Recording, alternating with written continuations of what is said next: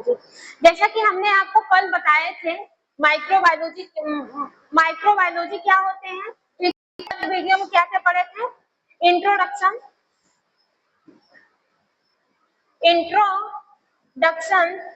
Of microbiology, और क्या पढ़े थे,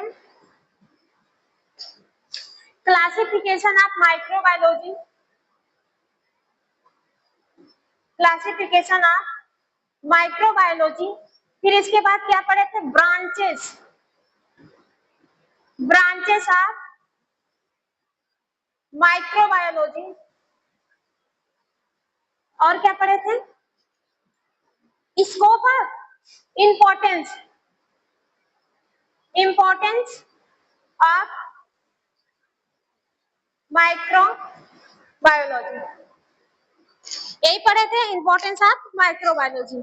तो आज के इस वीडियो में हम लोग क्या पढ़ेंगे, historical background of the microbiology. Historical background of the microbiology का मतलब होता है सूक्ष्मजीवी विज्ञान का ऐतिहासिक विकास। हिस्टोरिकल बैकग्राउंड ऑफ माइक्रोबायोलॉजी में हम लोग एक जानेंगे कि एक जो सूक्ष्म जीव होता है, देखिए धरती पर इंसान आए थे, जानवर आए थे, प्लांट आए थे, एनिमल्स आए थे, उसके साथ साथ सूक्ष्म जीव भी आए थे। बस फर्क ये था कि सूक्ष्म जीव की खोज इतनी लेट क्यों हुई, क्योंकि जो माइक्रो ऑर्गेनिज्म होते थे वो हमारे आंखों से नहीं दिखाई देते थे, उसका आंकड़ा कोई नहीं लगा पाता था, और लोग इतने पढ़े लिखे भी नहीं थे पहले के जमाने में। पहले इंट्रोडक्शन देख लेते हैं, माइक्रोबायोलॉजी सूक्ष्मजीव विज्ञान। It is a branch of science that deal with the history of the micro organism. जैसा कि आप पता है माइक्रोबायोलॉजी क्या होता है, माइक्रोबायोलॉजी एक टाइप की साइंस की ब्रांच होती है, जिसमें हम लोग माइक्रो ऑर्गेनिज्म की स्टडी करते हैं, जैसे बैक्टीरिया हो गया, वायरस हो गया, फंगस हो गया, प्रोटोजोआ हो गया, एल्गी हो गया। The history of microbiology show the gradual discovery of the individual living organism and their growth in the health, disease, agriculture and the industry. कोई आया क्या? बैठ जाइए। तो दूसरी वाली पॉइंट क्या कर रही है, इसकी हिस्टोरी जो होती है, माइक्रोबायोलॉजी की हिस्टोरी या फिर जो माइक्रोब्स की हिस्टोरी बहुत इंपॉर्टेंट होती है, क्योंकि ये शो करता था, इसकी डिस्कवरी जब नहीं हुई थी तो ये शो करता था, इसका मेन रोल क्या था, ये हमारे फूड को खराब कर देता था, ठीक है, इंडस्ट्रीज में प्रॉब्लम हो गई थी, हेल्थ से रिलेटेड हमको बहुत सारी प्रॉब्लमें होती थी, लेकिन किसी को नहीं पता था कि जो बीमारियां हो रही हैं वो किससे हो रही हैं, माइक्रोब से हो रही हैं। ठीक है, समझ में आया? कौन जुड़ा है इसमें? जो बीमारियां हो रही हैं वो किससे हो रही हैं, माइक्रोब से हो रही है, ये किसी को भी नहीं पता था। ये माइक्रोबायोलॉजी में हम लोग लिविंग ऑर्गेनिज्म की स्टडी करते हैं, माइक्रो ऑर्गेनिज्म की स्टडी करते हैं, ये भी एक टाइप की ब्रांच होती है, ठीक है, साइंस ऑफ ब्रांच होती है, इसमें हम लोग लिविंग ऑर्गेनिज्म की स्टडी करते हैं, लेकिन यही माइक्रोब हमारे हेल्थ के लिए डिजीज कॉज कर सकते हैं, इंडस्ट्रीज में प्रॉब्लम बन सकते हैं, एग्रीकल्चर में जैसे जो प्लांट वगैरह होते हैं उसको भी चोरी चुपके खा जाते थे, किसी को पता ही नहीं चलता था, क्योंकि वो हमारे आंखों से नहीं दिखाई देते। फिर एंसीडेंट पीरियड्स में देखें तो क्या बोल रहा है, एंसीडेंट people did not know about microorganisms but they used microbial process।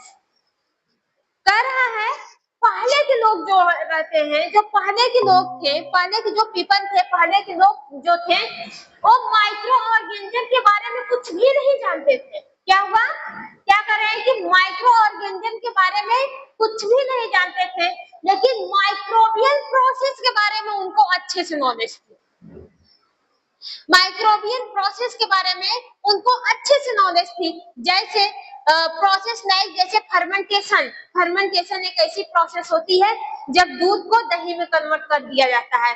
दूध हमारा दही में कन्वर्ट होता है, किसके थ्रू होता है, बैक्टीरिया के थ्रू होता है। दही में क्या पाए जाते हैं, बैक्टीरिया पाए जाते हैं, वो ऐसे बैक्टीरिया होते हैं जो हमारे बॉडी के लिए हार्मफुल होते हैं, हमारे बॉडी के लिए हार्मफुल नहीं होते हैं, हार्मफुल होते हैं, मतलब हमारे बॉडी को कोई ना कोई फायदा पहुंचाते हैं। ठीक है, नुकसान नहीं पहुंचाते हैं, फायदा पहुंचाते हैं। बात समझ में आई?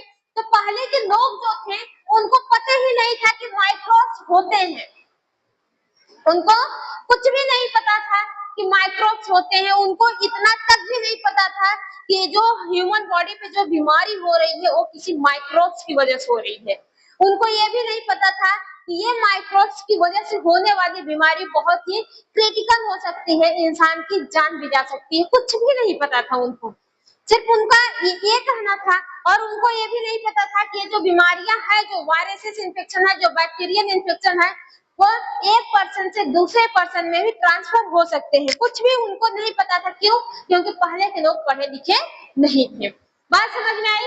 तो लेकिन उनको फर्मेंटेशन के बारे में बहुत अच्छे से पता था, उनको माइक्रोब्स के बारे में बहुत अच्छे से पता था, माइक्रोबियल ग्रोथ कैसे होता है उनको बहुत अच्छे से पता था। जैसे कि फर्मेंटेशन की प्रोसेस, वो मिल्क को कर्ड में कन्वर्ट कर देते थे, जो ब्रेड होता है ब्रेड का प्रिपरेशन कर लेते थे, preservative of the food, food को बैक्टीरिया वायरस फंगस से बचा देते थे। जैसे अचार वगैरह हो गए, बहुत सारे खाने हो गए, अचार में ढेर सारा तेल डाल के रख देते थे, वो बच जाता था। पहले के लोग जैसे कि जो हमारे इंडिया के थे और जो चाइनीज थे, लिखा है कि ancient Indian and the Chinese civilization use fermentation product without knowing the role of the microorganism। देखो, इतनी बात इंसिडेंट पीरियड ऑफ टाइम की बात समझ में आई। पहले के लोग को कुछ भी नहीं पता था कि माइक्रोब्स क्या होते हैं, कहाँ से आते हैं, क्या माइक्रोब्स की वजह से हमारे बॉडी में फीवर होते हैं, क्या माइक्रोब हमारे बॉडी को डेंजरस करवा सकते हैं या बीमारी से खतरा बनने के लिए लायक होते हैं, कुछ भी नहीं पता था। माइक्रो ऑर्गेनिज्म के बारे में उनको कुछ भी नहीं पता था, लेकिन माइक्रो ऑर्गेनिज्म की ग्रोथ उन्होंने करवा लेते थे। पहले के लोग किसके थ्रू करवाते थे? फर्मेंटेशन की एक प्रोसेस होती है, उसके थ्रू माइक्रो ऑर्गेनिज्म की ग्रोथ करवा देते थे। जैसे दूध को दही बना देते थे, ठीक है, और ब्रेड का प्रिपरेशन कर लेते थे, और जो ब्रेड का प्रिपरेशन और फूड को प्रिजर्वेटिव कर लेते थे, मतलब कि फूड जो खाने होते हैं उसको बैक्टीरिया वायरस फंगस से बचा के रख लेते थे। जैसे अचार हो गया, डिफरेंट टाइप के अचार, उसमें उसका प्रिजर्वेटिव क्या है? ऑयल है, और अचार में ऑयल को भर देते थे तो खराब नहीं होता था। लेकिन एंशिएंट जो इंडिया और जो चाइनीज है उनको पता ही नहीं था। फर्मेंटेशन की प्रोसेस से बहुत सारे प्रोडक्ट को बना तो लेते थे, लेकिन उनको नॉलेज ही नहीं था कि ये माइक्रो ऑर्गेनिज्म की वजह से प्रोडक्ट बन रहे हैं। बात समझ में आई? जैसे ये तो अभी हम बताएं कि फर्मेंटेशन की वजह से वो मिल्क का प्रोडक्शन करते थे, ठीक है, मिल्क का दूध में दही में कन्वर्ट कर देते थे, और ब्रेड का प्रिपरेशन कर लेते थे, फूड को बैक्टीरिया वायरस फंगस से बचा के रख लेते थे। मतलब वो माइक्रो फूड वगैरह को बैक्टीरिया वायरस से बचा के रख लेते थे, फर्मेंटेशन से बहुत सारे चीजों को बना लेते थे, लेकिन उनको माइक्रो ऑर्गेनिज्म के बारे में कोई भी नॉलेज नहीं था।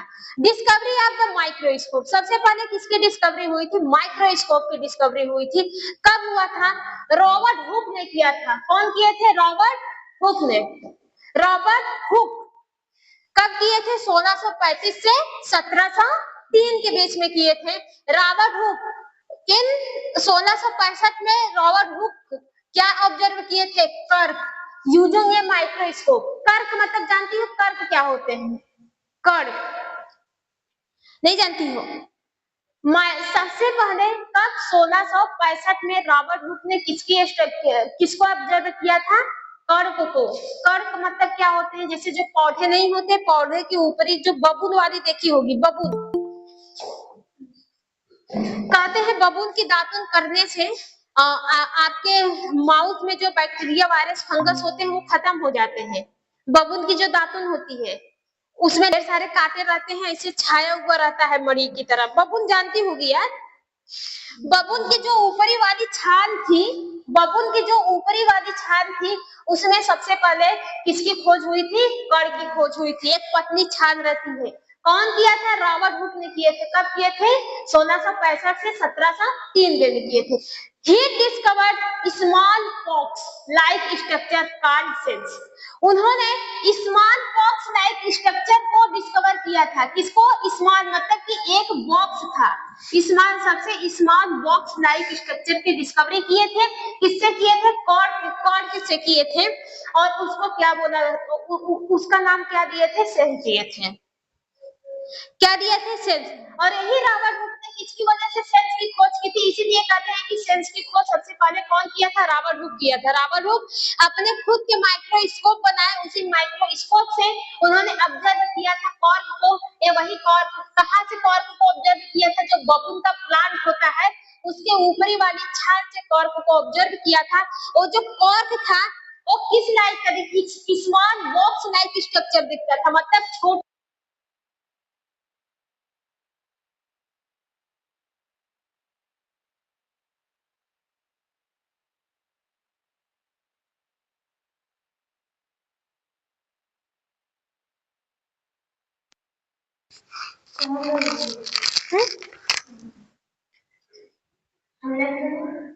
हाँ लेफ्ट हो जाओ, सब लोग तो जोड़ रहे हैं। ये लगा दो, जाओ सर को देख आओ, लगा दो।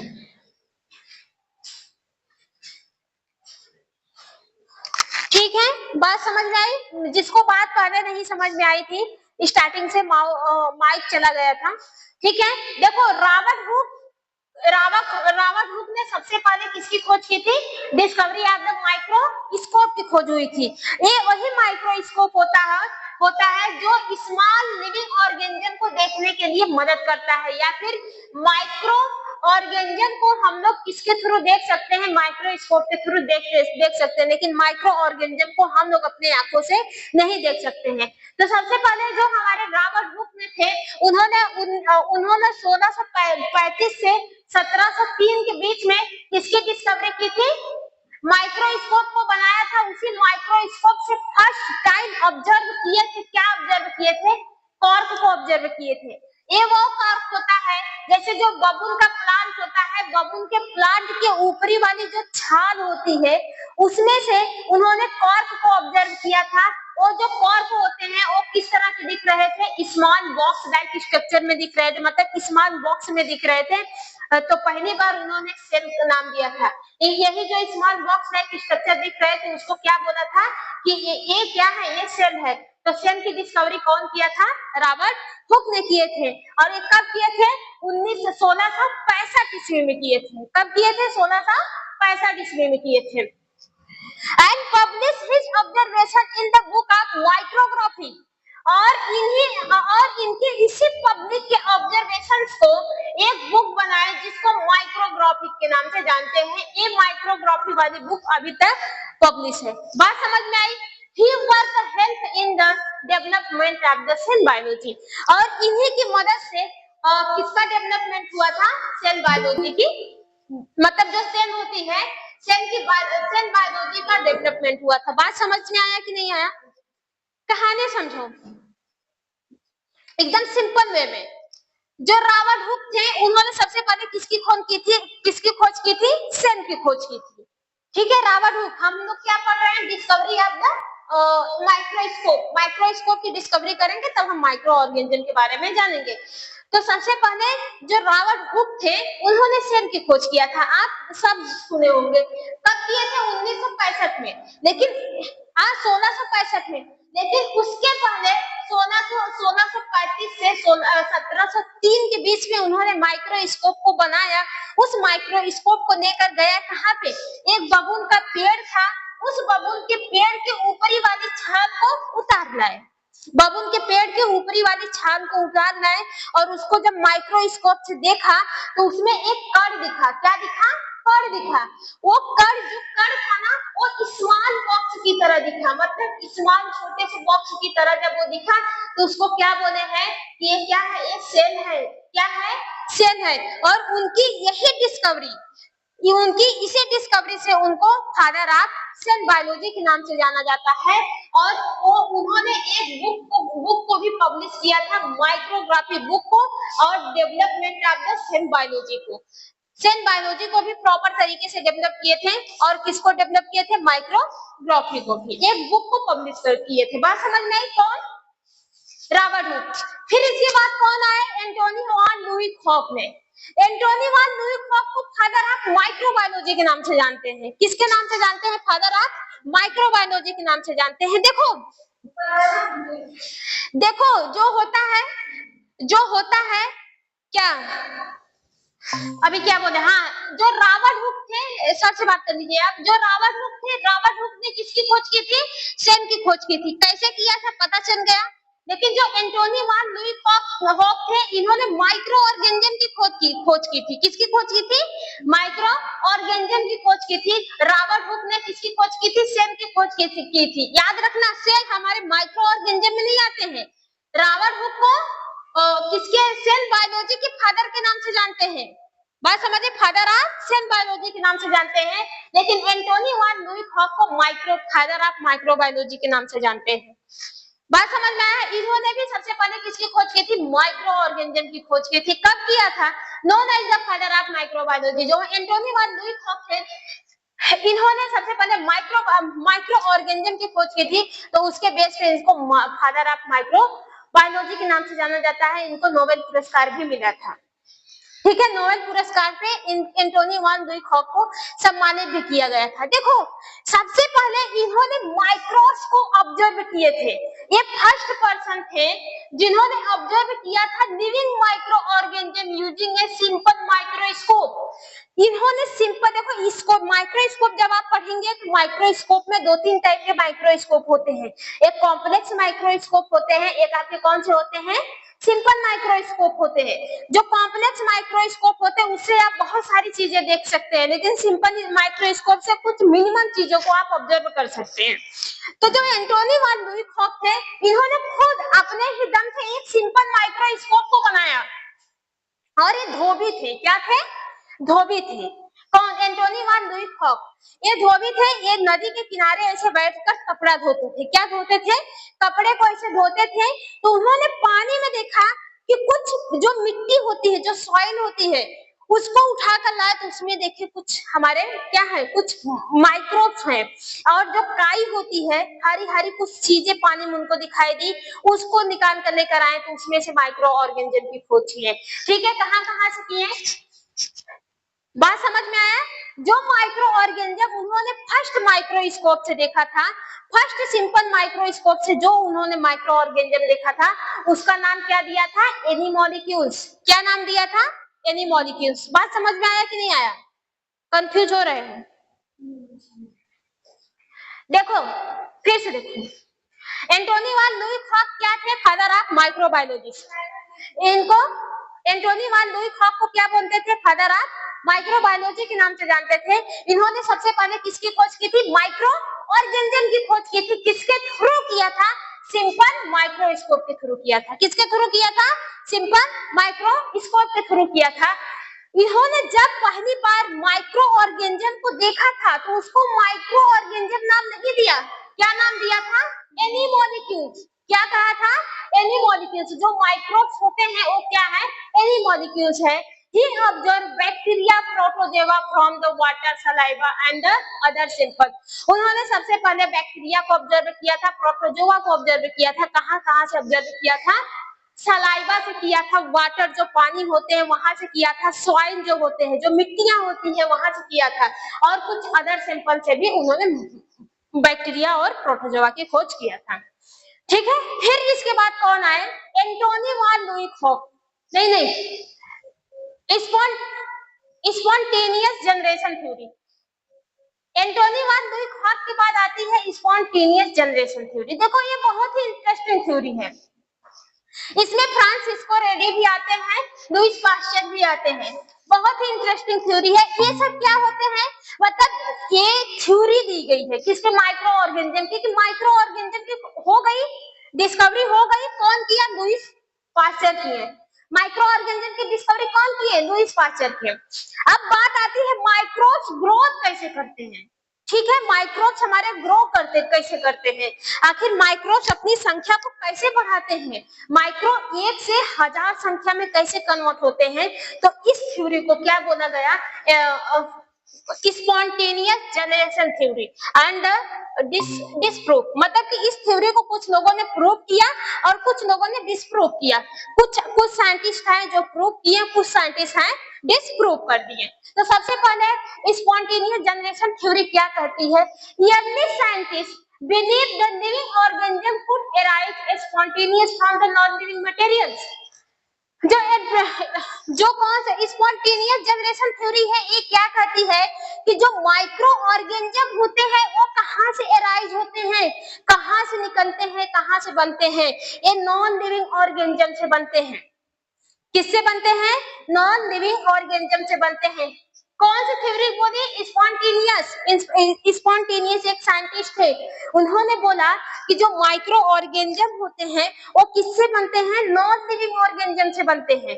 जैसे माइक्रो ऑर्गेनिज्म गले सड़े चीजों से बनते हैं, जो गली सड़ी मांस मछली होती है उससे पैदा होते हैं। गले सड़े जो कपड़े रहते हैं, पानी रहती है, मिट्टी रहती है, पेड़ पौधे रहते हैं जो गल सड़ जाते हैं, या फिर जो जानवर रहते हैं गल सड़ जाते हैं, उससे बनती है क्या, माइक्रो ऑर्गेनिज्म। उससे क्या बनता है, माइक्रो ऑर्गेनिज्म। एग्जाम्पल जैसे maggot were thought to the develop natural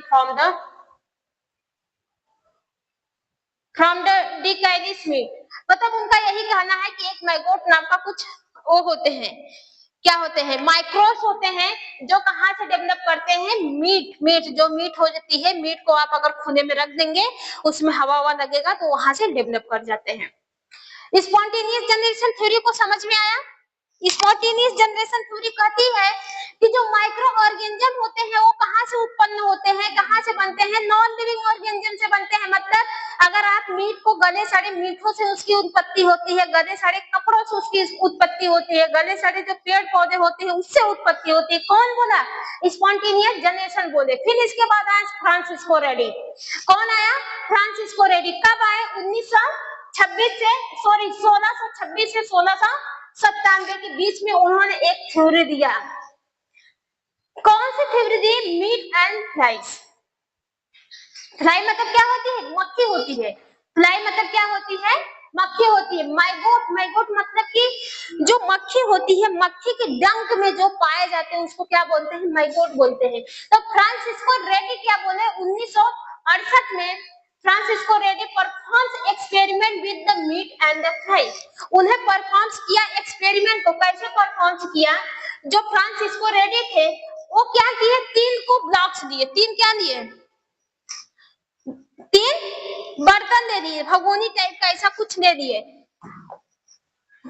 मैगोट मतलब क्या होता है, मैगोट मतलब क्या होता है, जो फ्लाई होती है, फ्लाई से क्या होता है, फ्लाई के डंक में जो पाया जाता है उसी को क्या बोला, मैगोट बोला।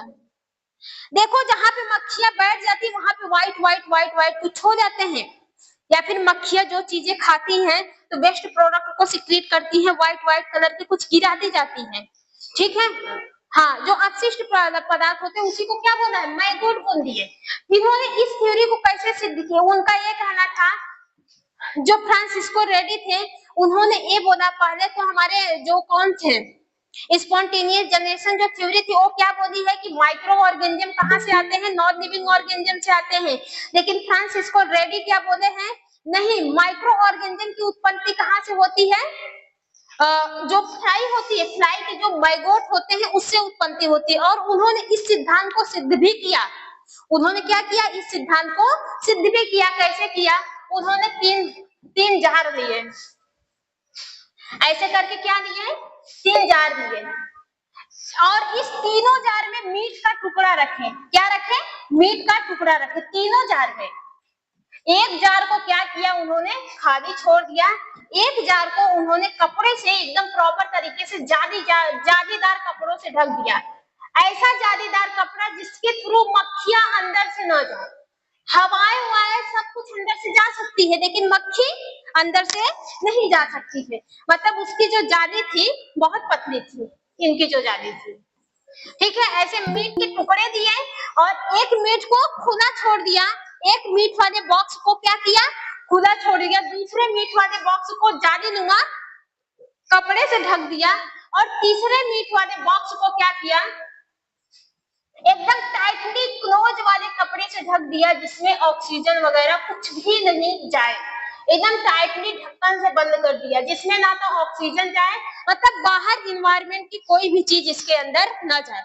ये बॉक्स खुला है तो इसमें मक्खी वगैरह भी घुस जाती थी, मक्खी वगैरह भी क्या करती थी, घुस जाती थी। लेकिन ये बॉक्स बंद है, इसमें से धूल मिट्टी हवाएं अंदर जाती थी, मधुमक्खी मक्खी जो होती थी वो नहीं जाती थी।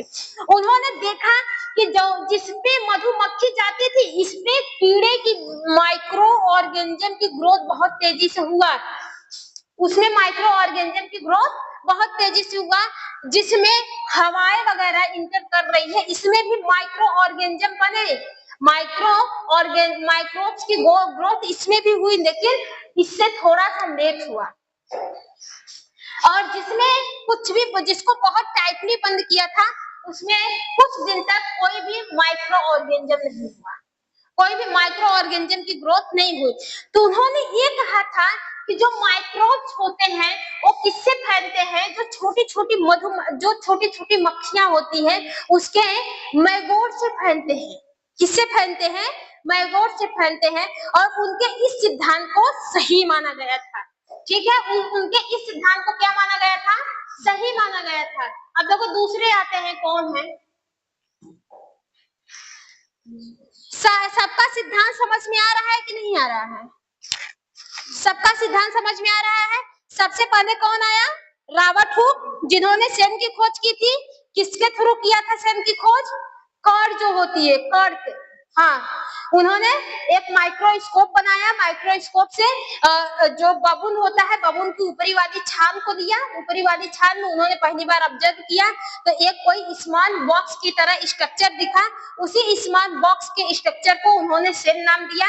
इसी हिसाब से उन्होंने एक माइक्रोग्राफी की बुक भी बनाई और सेल की भी डिस्कवरी किया, सेल बायोलॉजी भी बनाया था, सेल बायोलॉजी की भी बुक बनाया, उनको फादर ऑफ सेल बायोलॉजी के नाम से भी, बायोलॉजी के नाम से भी जाना जाता है, सेल बायोलॉजी के नाम से।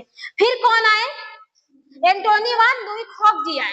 एंटोनी वान लुई ख्वाक जी जो थे वो सिंपल माइक्रोस्कोप बनाए थे और वो धोबी थे, क्या थे, धोबी थे। उन्होंने सिंपल माइक्रोस्कोप खुद से बनाया था, वो कपड़े को धो रहे थे किसी नदी के किनारे बैठकर, उन्होंने पानी में देखा कि कुछ उनको काईनुमा संरचना दिखी, क्या दिखी, कुछ काईनुमा संरचना दिखी, उसको निकाल कर आए और वहां की मिट्टी को निकाल कर लाए और फिर उन्होंने माइक्रो ऑर्गेनिज्म की खोज की, जैसे बैक्टीरिया और प्रोटोजोआ की खोज किया। कहाँ से किए थे, सलाइवा से किए थे, मिट्टी से किए थे, जो सॉइल होती है उससे किए थे, वाटर से किए थे। और उनके इसी खोज को उनको फादर ऑफ माइक्रोबायोलॉजी के नाम से जाना जाता था और उनको नोबेल पुरस्कार से भी सम्मानित किया गया था। तो माइक्रोबायोलॉजी के फादर कौन है, लुईस पास्चर जी थे। क्यों, क्योंकि उन्होंने माइक्रो ऑर्गेनिज्म की खोज किया था। फिर आ गई आपकी थ्योरी, फिर कौन सी थ्योरी आई, स्पॉन्टेनियस जनरेशन थ्योरी आई। स्पॉन्टेनियस जनरेशन थ्योरी कहती है कि जो माइक्रोब्स होते हैं, देखो माइक्रो ऑर्गेनिज्म की खोज तो हो गई, अब डाउट ये था कि ये माइक्रो ऑर्गेनिज्म बढ़ते कैसे हैं, ये माइक्रो ऑर्गेनिज्म की ग्रोथ कैसे होती है, ये माइक्रो ऑर्गेनिज्म आते कहां से हैं। उनको इतना पता तो चल गया था कि माइक्रो ऑर्गेनिज्म होते हैं इस पृथ्वी पे, इंसान के अलावा, पेड़ पौधे के अलावा, जानवर के अलावा, लिविंग और नॉन लिविंग के अलावा भी कोई और चीज रहती है जिसको हम अपनी आंखों से नहीं देख पाते हैं, लेकिन इसकी ग्रोथ होती कैसी है। तब आई थी कौन सी theory, spontaneous generation theory. Spontaneous generation theory कहती है एक माइक्रो ऑर्गेनिज्म की ग्रोथ किससे होती है, नॉन लिविंग ऑर्गेनिज्म से होती है, मतलब सड़ी गली चीजों से होती है, जैसे जहां गहरा पानी इकट्ठा हो जाता है वहां से माइक्रो ऑर्गेनिज्म की खोज होती है, सड़े गले कपड़े जहां पे एकदम धूल मिट्टी सब कुछ जम जाती है वहां से माइक्रोस्कोप की ग्रोथ होती है। जो पेड़ पौधे होते हैं जो सन गड़ जाते हैं, बहुत जानवर देखते हैं कि बाहर मर जाते हैं, उसको कीड़े मकोड़े लग जाते हैं, वहां से माइक्रो ऑर्गेनिज्म की स्कोप होती खोज होती है, मतलब उत्पत्ति होती है। फिर कौन आया, फ्रांसिस्को रेडी। फ्रांसिस्को रेडी का कहना यह है कि जो माइक्रो ऑर्गेनिज्म होते हैं वो किससे उत्पन्न होते हैं? मैगोट से उत्पन्न होते हैं। किससे उत्पन्न होते हैं? मैगोट। अब ये मैगोट आता कहाँ से आता है? फ्लाई के एग से आता है। कहाँ से आता है? फ्लाई के एग से आता है, not from the dead meat. और नहीं समझा? Not from the dead meat मतलब कि मरी हुई मीट से। जो फ्रांसिस्को रेडी थे उन्होंने किसके सिद्धांत को गलत माना? स्पॉन्टेनियस जनरेशन के सिद्धांत को गलत माना। स्पॉन्टेनियस जनरेशन कहती है कि जो माइक्रोब्स होते हैं वो सड़े गले मीठों से उत्पन्न होते हैं, लेकिन फ्रांसिस्को रेडी कहते हैं कि जो माइक्रोब्स होते हैं वो कहाँ से आते हैं? वो किससे आते हैं भाई? यहाँ पे क्या दिखा था? मैगोट से आते हैं। फ्लाई का जो एग होता है, जो मक्खियां होती है, उसके एग में जो मैगोट आते हैं वहां से आते हैं, ना कि जो डेड मीट होती है वहां से आते हैं। तो उन्होंने एक्सपेरिमेंट किया। 3 फ्लास्क लिए थे, अभी हमने आपको बताया था। उन्होंने क्या लिया था? 3 फ्लास्क लिया था। तीनों फ्लास्क में मीट को रखा था और एक फ्लास्क को खुला छोड़ दिया, दूसरे फ्लास्क को कस के बंद कर दिया, तीसरे फ्लास्क को इतना टाइटली बंद कर दिया कि उसमें कोई भी हवाएं वगैरह नहीं जाती। तो जिसमें आसानी से मक्खी चली जाती थी वहां पे माइक्रो ऑर्गेनिज्म बहुत ही जल्दी उत्पन्न हुए। तो उन्होंने अपने इस थ्योरी को सही माना। फिर कौन आए? फिर आए लुईस पास्चर। कौन आए? Lewis pasture. लुईस पास्चर ने बोला नहीं, ये कोई मतलब माइक्रोब्स जो होते हैं ये किससे होते हैं? समझ में आ रहा है कि नहीं? पहले कौन आया? Spontaneous generation. उन्होंने बोला कि माइक्रोब्स की स्कोर जो मीट सड़ जाती है उससे होता है। फिर फ्रांसिस्को रेडी आए, उन्होंने बोला नहीं, सड़ी मीट से माइक्रो ऑर्गेनिज्म की ग्रोथ नहीं होती है। माइक्रो ऑर्गेनिज्म की ग्रोथ कहाँ से होती है? जो फ्लाई होती है, फ्लाई के मैगोट से होती है, फ्लाई अंडे से होती है माइक्रो ऑर्गेनिज्म की ग्रोथ। फिर कौन आए? लुईस पास्चर आए। इन्होंने दोनों सिद्धांत को गलत कर दिया। दोनों सिद्धांत को क्या किया? गलत कर दिया। इन 1861 में Pasteur perform the form swan neck flask experimental. उन्होंने स्वेन-लेक का एक एक्सपेरिमेंट को परफॉर्म किया था। He proved that microorganisms come from the extensive microorganism. He stabilized the germ theory of the disease. किसका कॉल आ रहा है? किसका कॉल आ रहा है?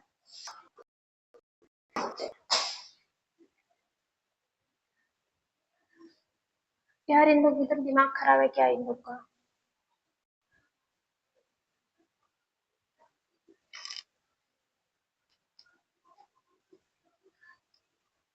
कितने बच्चे जुड़े हैं जी? समझ में आ रहा है जी सबको? हाँ जी।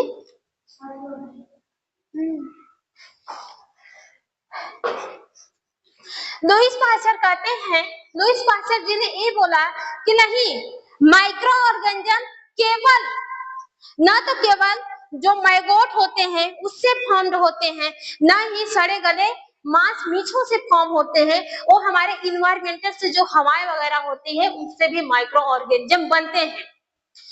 थ्योरियां अपने जगह पे तीनों सही है, लेकिन सबसे ज्यादा सिद्ध थ्योरी किसकी मानी गई? लुईस पास्चर जी की मानी गई। इन्होंने एक्सपेरिमेंट किया था। इन्होंने भी एक क्या किया था? एक्सपेरिमेंट किया था। स्वेन-लेक नाम का 3 बॉक्स लिया, एकदम मुड़ा मुड़ा, ठीक है।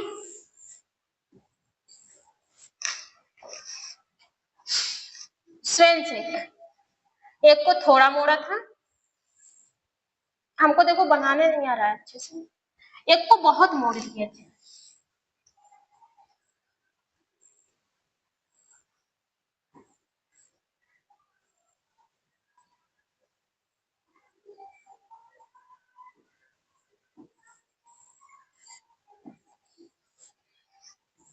और तीनों में मीट का टुकड़ा रखा। क्या रखे? तीनों में मीट के टुकड़े रखे।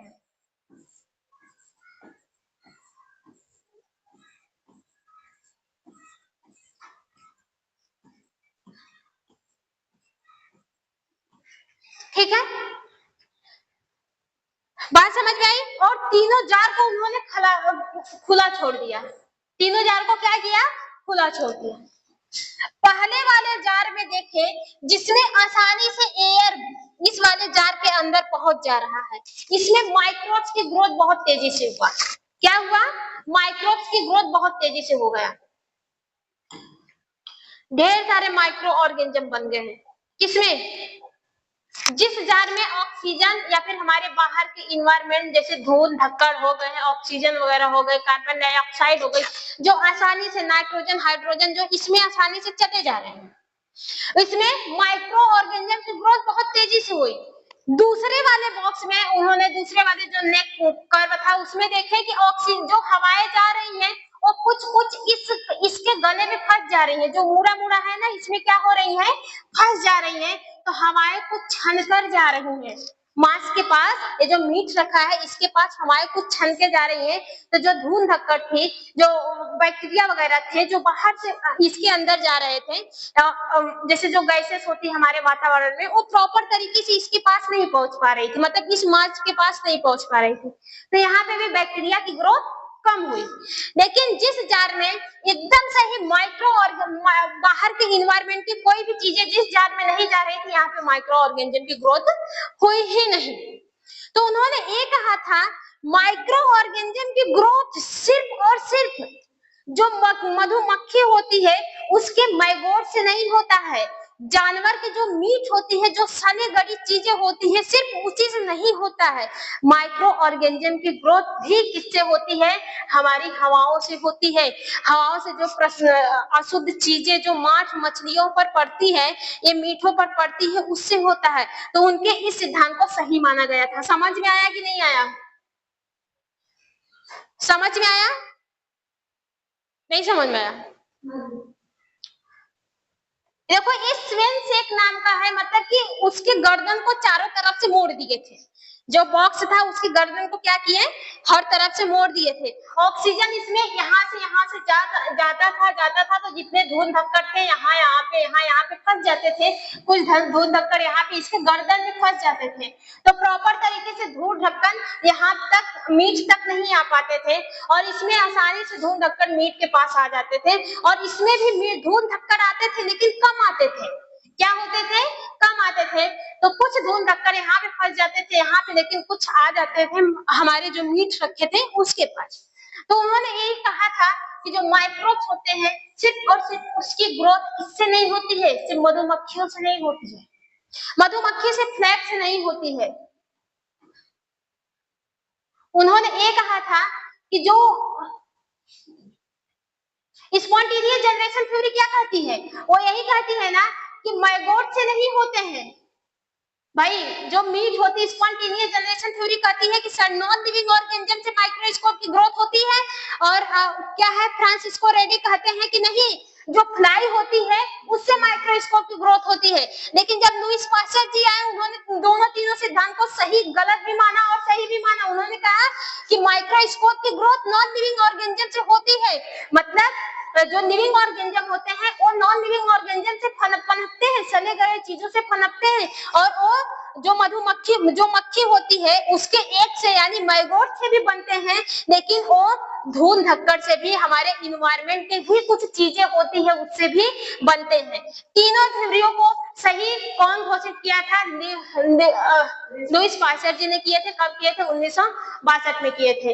देख लेते हैं इन्होंने परफॉर्म किया था फेमस स्वेननेक फ्लैग। अभी हमने जो स्वेननेक फ्लैग का जो एक्सपेरिमेंटल बनाया था वही उन्होंने परफॉर्म किया था।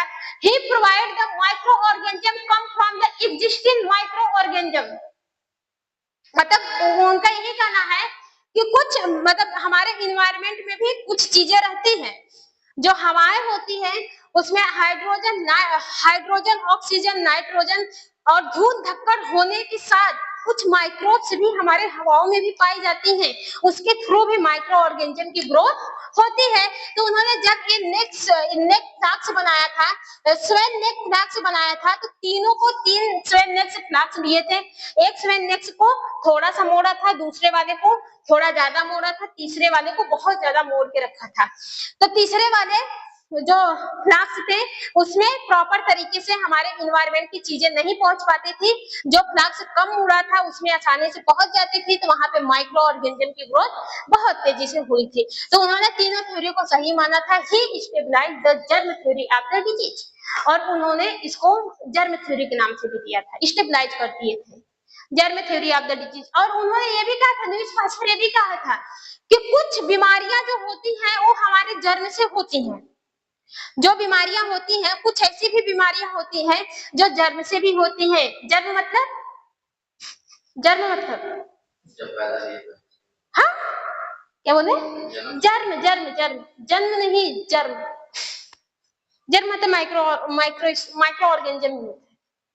Golden age of micro organism, microbiology. चलो मैम आ गई, इसके बाद इतना हम लोग बाद में पढ़ते थे। लुईस पास्चर का भी खत्म नहीं हुआ है, बहुत है। ठीक है, थ्योरियां समझ में आई। कितने साइंटिस्ट के बारे में पढ़े थे? 4-5 साइंटिस्ट के बारे में पढ़े थे। सबसे पहले कौन आया? Robert Hooke. उन्होंने सेल की खोज किया था। कहां से किया था? कर्क, कर्क से किया था। हाँ, बबून के प्लांट में सबसे पहले उन्होंने बबून के प्लांट से एक कर्क को निकाला। उसमें देखा कि कुछ स्मॉल बॉक्स लाइक स्ट्रक्चर दिख रहे हैं, और उन्होंने जो स्मॉल बॉक्स लाइक स्ट्रक्चर दिख रहा था उन्होंने सेल का नाम दिया, इसलिए उनको फादर ऑफ सेल बायोलॉजी के नाम से भी जाना जाता है। उन्होंने 2 चीजों की डिस्कवरी की थी, एक तो सेल माइक्रोग्राफी को बनाया था और सेल बायोलॉजी को बनाया था। माइक्रोग्राफी को बनाया था और सेल बायोलॉजी को बनाया था। बात समझ में आई? दूसरे कौन आए? एंटोनी वान लुई खॉक। वो क्या थे? एंटोनी वान लुई खॉक थे धोबी थे। वो क्या करते थे? कपड़े धोते थे। किसी नदी के किनारे क्या धोते थे? कपड़े धोते थे। उन्होंने माइक्रो बैक्टीरिया की खोज की थी और प्रोटोजोआ की खोज किया था। किसके थ्रू किया था? सिंपल माइक्रोस्कोप के थ्रू किया था। उन्होंने सिंपल माइक्रोस्कोप खुद ही बनाया था। उस सिंपल माइक्रोस्कोप के थ्रू उन्होंने बैक्टीरिया की खोज की थी। और किसका किया था? प्रोटोजोआ की खोज किया था। किस कहां से किया था? सलाइवा से किया था। स्वाइन जो मिट्टियां होती है उससे किया था, जो पानी होती है उससे किए थे। फिर आता है डिस्कवरी ऑफ द ईरा। इसमें हम लोग सबसे बारे किसके बारे में पढ़े थे? एंटोनी वान लुई खॉक नहीं, spontaneous generation. Spontaneous generation theory यही कहती है, देखो माइक्रो ऑर्गेनिज्म की खोज तो हो गई, कौन किया? लुईस पास्चर जी ने की, एंटोनी वान लुई खॉक ने की है। उन्होंने माइक्रो ऑर्गेनिज्म की खोज तो कर दिया। फिर बात यहाँ पे फंसी, माइक्रो ऑर्गेनिज्म है तो उनकी ग्रोथ कैसे हो रही है? ठीक है, माइक्रो ऑर्गेनिज्म की ग्रोथ कैसे हो रही है, माइक्रो ऑर्गेनिज्म अपने संख्या को कैसे बढ़ा रहे हैं, तो इसके लिए थ्योरी आई, जिसमें सबसे पहले कौन आए? एंटोनी वान लुई खॉक ने आए। उन्होंने ये कहा था कि जो माइक्रो ऑर्गेनिज्म होते हैं वो किससे आते हैं? सड़े गले चीजों से आते हैं। मतलब नॉन लिविंग ऑर्गेनिज्म से माइक्रो ऑर्गेनिज्म की ग्रोथ होती है। मतलब जो बाहर कपड़े सड़ जाते हैं, पानी ठहरे रहते हैं वो सड़ जाते हैं, और जो मांस मछलियां होती हैं, मांस जो होती है, मीट होती है, जो जानवर सड़ जाते हैं, वहां से माइक्रोस्कोप की ग्रोथ होती है। फिर कौन आए? फ्रांसिस्को रेड्डी। उन्होंने बोला कि सिर्फ और सिर्फ इसी चीज से, सिर्फ सड़ी गली मुआसों से माइक्रोस्कोप की ग्रोथ नहीं होती है। माइक्रोस्कोप की ग्रोथ और किससे होती है? जो माइगोट होते हैं, यानी जो फ्लाई होती है, उससे भी, उसके एक से भी माइक्रो ऑर्गेनिज्म की ग्रोथ होती है। फिर इसके बाद कौन आए? लुईस पास्चर आए। एक्सपेरिमेंट के बेस पे किए थे इन्होंने। स्पॉन्टेनियस जनरेशन भी तीन फ्लैक्स में अपना एक्सपेरिमेंट किए थे। फ्रांसिस्को रेड्डी भी एक्सपेरिमेंट किए थे। ठीक है, डेड मीट, डेड के जो मीट होती है वो मरी हुई मीट को लिए थे फ्लैक्स बनाकर, जैसे अभी हमने फ्लैक्स बनाकर आपको समझाया था। फिर लुईस पास्चर भी अपने एक्सपेरिमेंट के अकॉर्डिंग भी उन्होंने भी कहा था कि सिर्फ और सिर्फ सड़ी गली चीजों से माइक्रो ऑर्गेनिज्म की ग्रोथ नहीं होती है। सिर्फ जो मक्खियां होती है उसके एक से माइक्रो ऑर्गेनिज्म की ग्रोथ नहीं होती है। माइक्रो ऑर्गेनिज्म की ग्रोथ पहले से ही हमारे जो हवाएं होती है उसमें भी कुछ वायरस बैक्टीरिया के कण होते हैं, धूल धक्कड़ होते हैं, उससे भी माइक्रो ऑर्गेनिज्म की ग्रोथ होती है। इनकी इस थ्योरी को सही माना गया था। ठीक है, तो आज के लिए इतना ही। आई होप आपको समझ में आया होगा। बाकी फिर नेक्स्ट वाले वीडियो में हम लोग पढ़ेंगे गोल्डन ऑफ द माइक्रोबायोलॉजी। ठीक है, हमको तीनों थ्योरी विथ एक्सपेरिमेंट के साथ चाहिए। एक्सपेरिमेंट समझ में आया ना? एक्सपेरिमेंट के साथ चाहिए।